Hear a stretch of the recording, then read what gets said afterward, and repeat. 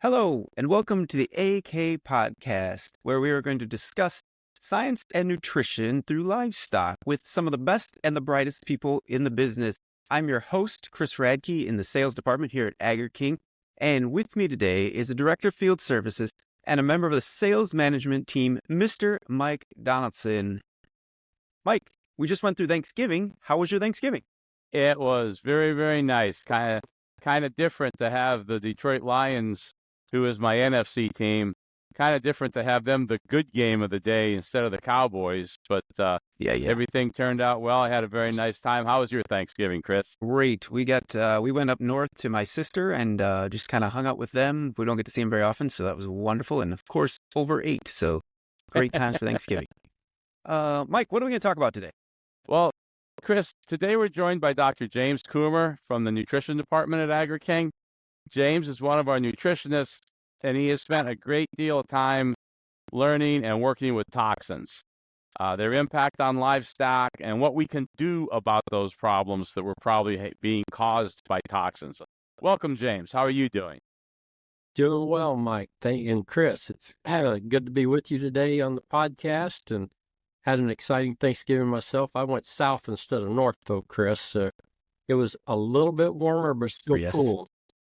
Well, and that's why you're the smart person on the podcast that Chris referenced. That's a good deal. Well, James, in recent years, it seems like toxins are being talked about more and more as a problem in livestock nutrition. I've been with Agri-King for a little over 30 years. It's certainly been something that's always existed, but its problems with them seem to be getting worse, not better. To start with, what does that term toxins really referencing? What's that applying to? Good question, Mike. We talk about toxins, but it's really the full term is mycotoxins, and it's a toxin that comes from microbes, or in this case, molds or fungi that produce this toxin or chemical element as a protective mechanism for them to give them a competitive advantage when they're growing.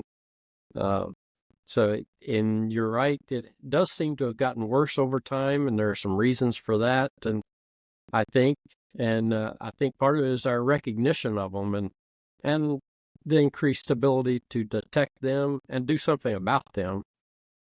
So you're saying that while they may be a bigger problem than they used to be, it's now being recognized and identified, and things that we always knew weren't right, we now sometimes know are the result of toxins?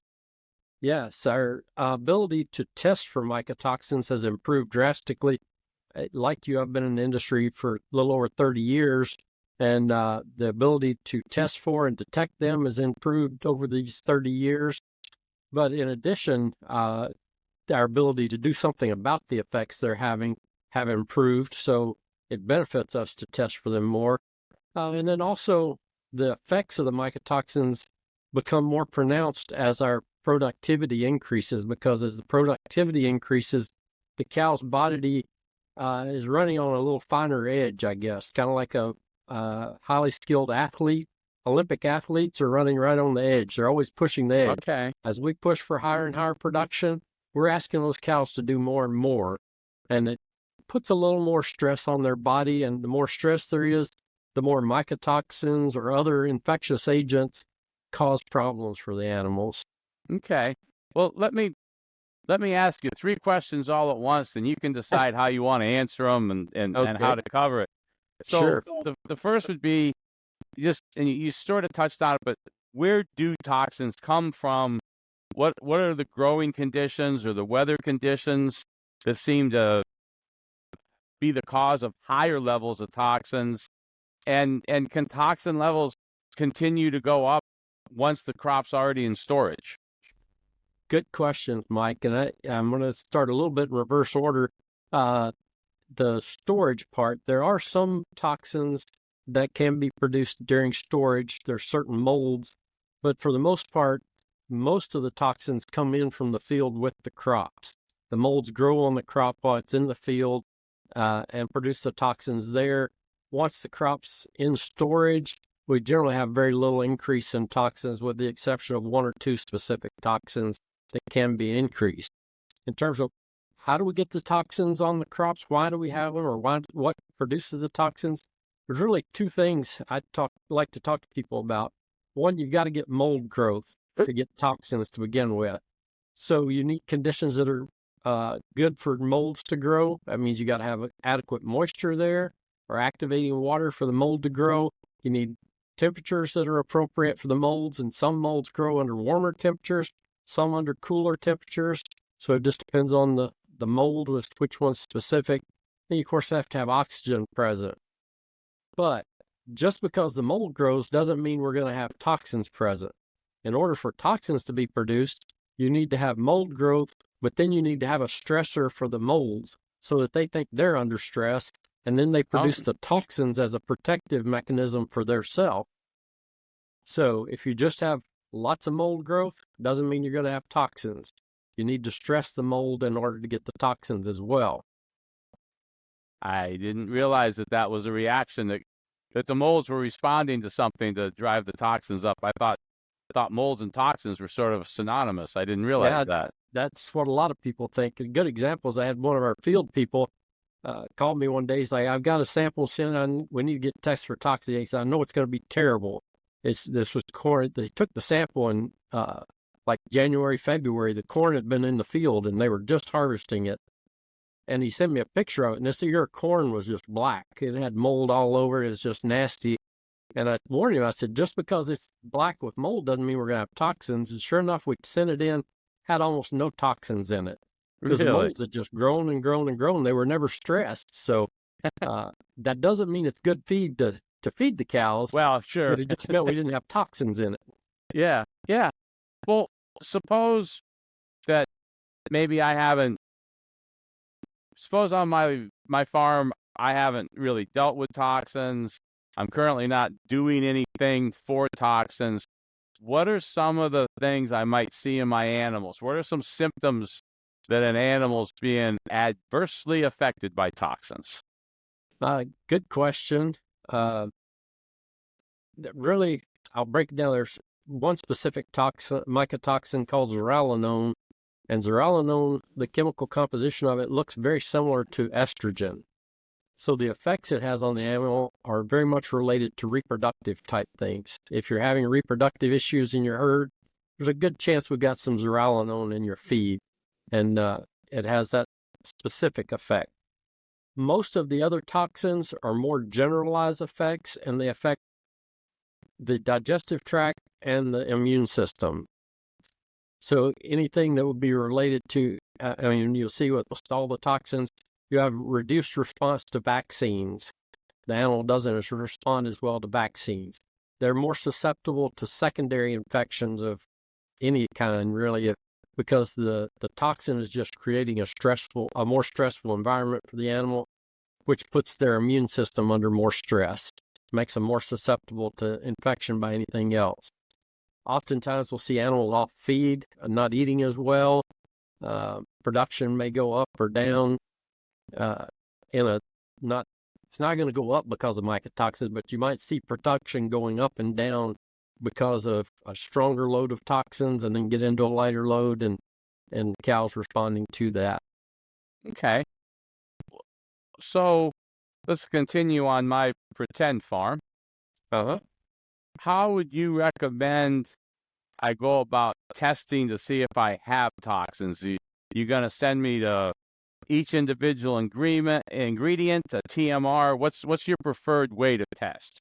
Good question. As far as testing, I'll say there's really two types of testing out there. The most prominent method used to be the ELISA test. Neogen was the company that was most prominent in that. We actually used to use that here at Agri-King. And a lot of feed mills use that as a screening test because it's very quick, very quick results, easy to run. They can run it right at the feed mill, but it's very, it's not very specific in terms of the quantity there. It's more of a screening test. Yes, you do. The other downside to the ELISA test is it's a separate prep on the sample for each toxin you want to test for. So if you want to test for 3 different toxins, that's 3 different sample preps. More recently, we've moved into using HPLC-MC. It's high pressure liquid chromatography mass spectrometry. Tongue-tied. I think it's a mouthful. The liquid chromatography with mass spec, which is what we went to about 2 years ago here at Agri-King. The plus side of it is very specific. It's very quantitative. We get very good results, and we know really well how much there is in there. But we can do one sample prep and test for multiple toxins. Here at Agri-King, we test for 6 different toxins with a single sample prep. So it's more effective that way, and we can get a broader spectrum of analysis. When you're asking about what samples, from a dairy standpoint, we like to start with just the TMR analysis, the total mixed ration that we're feeding the cows, because that's what the cow's eating. If we don't detect any toxins in there, we don't really need to test anything else, because that tells us. If we do test and detect high levels of toxins there, it might warrant testing individual ingredients so we can determine where the toxins are coming from, so that we can make some decisions about, do we feed more or less of one ingredient or another? If that's a possibility. If they're purchased ingredients, we always have that possibility. If it's in the forages on the farm, we might not have a choice, but at least we can know, is it coming from the corn or distiller's grains that we're getting from the feed mill, or is it coming from the corn silage bunker that we're feeding out of from our own farm? Now, just briefly touch on the other aspect of ruminant that Agri-King spends a lot of time on. While looking at slightly different things, I take it toxins are no better for a beef steer than they are for a dairy cow. I will say they're no better for them, certainly. We generally think beef animals are more tolerant of toxins. Typically, they're probably not more tolerant. It's just harder to recognize. With the dairy cow, we're milking her 2 or 3 times a day, every day. If she hits toxins, milk production's off today, we know it today. A beef cow, we got toxins, we may be only weighing them every 6 months or something. So we may not detect that problem for a long time out. But I would say, for the most part, the dairy cows are probably under a little more stress than the beef cattle are. Okay. But heavy feedlot animals certainly are under stress. Yeah. So, I'm sorry, go ahead. I was going to say, another place on the beef where we're seeing a lot of response in dealing with toxins, the transition time, where beef calves are weaned off their mothers and then transition to a feedlot situation. Mm-hmm. That's a stressful time for them, and they're much more susceptible to issues with mycotoxins. So going back to my pretend dairy farm, I've done some testing on my TMR. I've got issues with 1 or more toxins. What are the things I can do to try and get through this, and maybe even touch on not only adjusting what feedstuffs I use, what are some things that people put in because I have toxins, and maybe touch briefly on some of the things people use that aren't quite approved to be used that way. Good questions. I think you started right place there. The first thing we do is identify where the toxins are coming from. And if we can eliminate the toxins, that's step number 1. If it's possible, let's eliminate them. If we can't eliminate them, how do we reduce them in the feed so that we reduce that stress on the animal? If we can't do anything, if it's in our forages and we got to feed those forages, we can't afford to go buy new forages. So how do we deal with them? They're in the diet. What can we do? There are a number of things. There are feed additives you can put into the diet. When I started in the business 30 years ago, like yourself, they're really just clay products that we'd recommend putting in. And the clay products are really just a porous product that might have an electrical charge that you hope that the mycotoxin attaches to and reduces the chances that the mycotoxin can have negative effects on the animal. that method is still somewhat effective on aflatoxin, which is one specific toxin. It is also the only mycotoxin that's regulated, because if it's found in the milk, then the producer has to dump that milk and not able to sell it if it's at a certain level. So that one is a major concern. And the clays do a fairly good job of binding aflatoxin and getting it out of the system. Beyond that, most of the other mycotoxins do not have a good affinity for those clays, so they're not as effective as helping with them. One product that many people have used in the livestock industry, even though it's not labeled for or really approved for use, is charcoal. It's kind of the gold standard. It's kind of unique that FDA has approved it for use in humans. You can go to the grocery store or the pharmacy and buy charcoal and take yourself, but USDA has not approved it for use in animals. So we can't technically use it in cattle, but it is an absorbent product. Again, using more of an attractant, trying to bind the toxins and get them out of the system. More recently in my career, and in certainly the last 10 years, the use of more specific targeting products, using yeast products, which have some binding sites on yeast cell walls to try to bind them. Even more recently, the use of enzyme technology to attack specific mycotoxins, such as zearalenone and fumonisin. I know those two mycotoxins, there are products on the market that have enzymes in them to attack those two specific enzymes, and they don't just bind them, they actually break them down and make them non-toxic. So they can't cause a problem with the animal. At Agri-King, we're, I think, justifiably proud of what our AKMC product can do to help a farm deal with toxins. Could you give us a little description of that and how that's helping? Sure. As in most of the things we've developed here at Agri-King, we try to think through the whole process and put together the best solution to a problem. And so with AKMC, the product we introduced about 3 years ago to deal with mycotoxins or challenge feeds that have mycotoxins in them, we developed a product that has an absorbent in it. It does have some clay in it. It has some yeast cell wall in it to help from that standpoint. We also developed some microbial products that produce enzymes that attack specifically zearalenone. There's a microbe in there that produces a zearalenone esterase enzyme, so that it breaks down zearalenone. We've seen phenomenal responses. In addition, we put some nutrients in that product that help the animal deal with the effects of mycotoxins. Mycotoxins affect the gut lining of the digestive tract. We've got some nutrients in there that help the gut lining do better.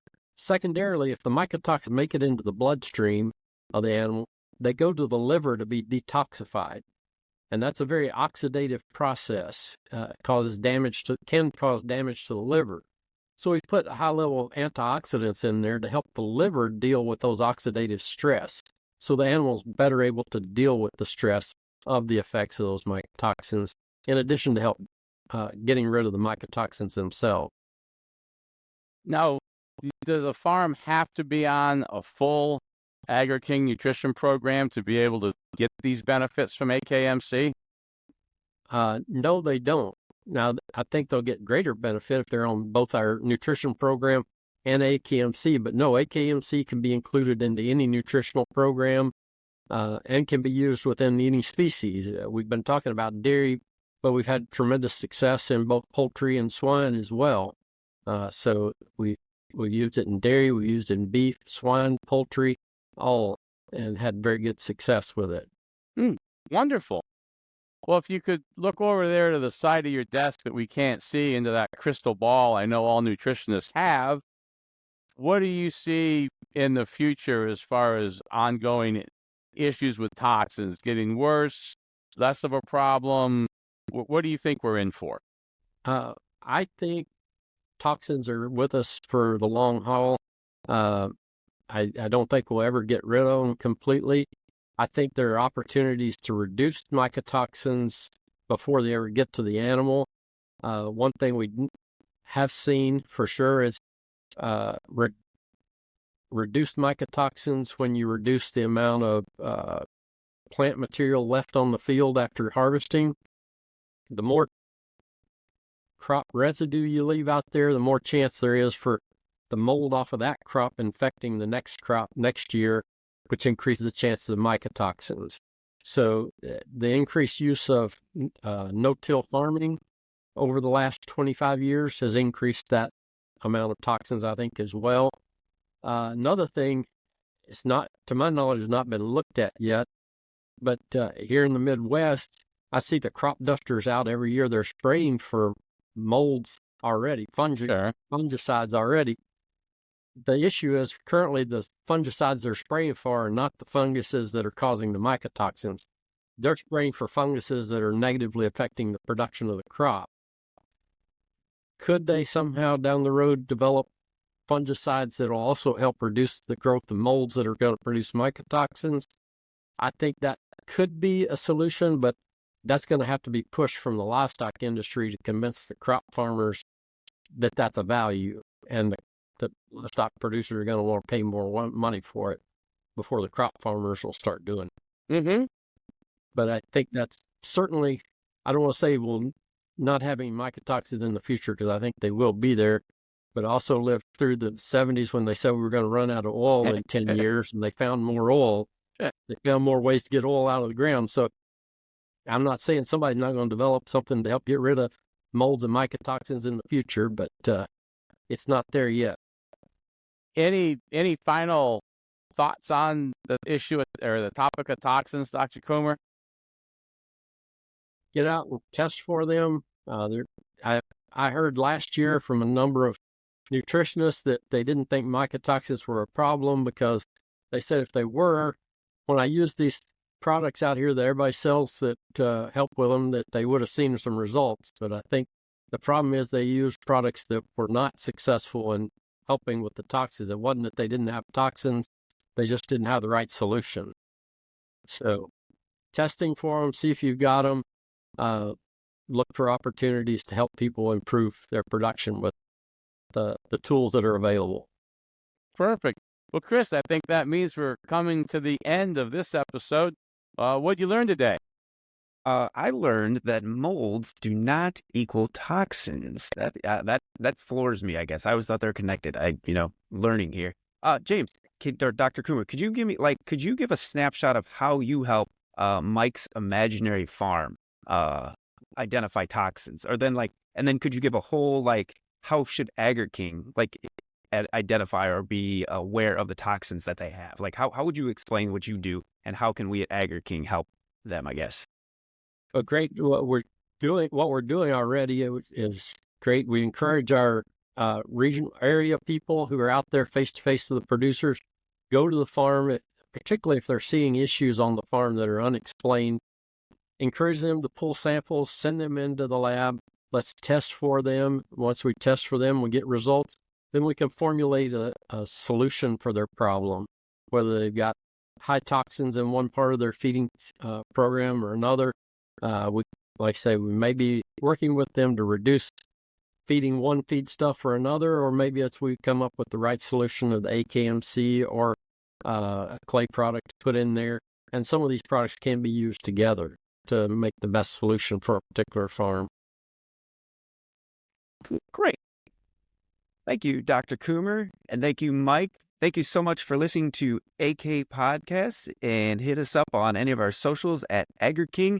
And from everybody here at Agri-King, thank you so much for listening. If you have any thoughts or questions that you'd like us to answer, please hit us up at podcasts@agriking.com. Thank you, guys, and have a great day. Thank you, Chris, and thank you, Dr. Coomer. Thank you, Chris and Mike.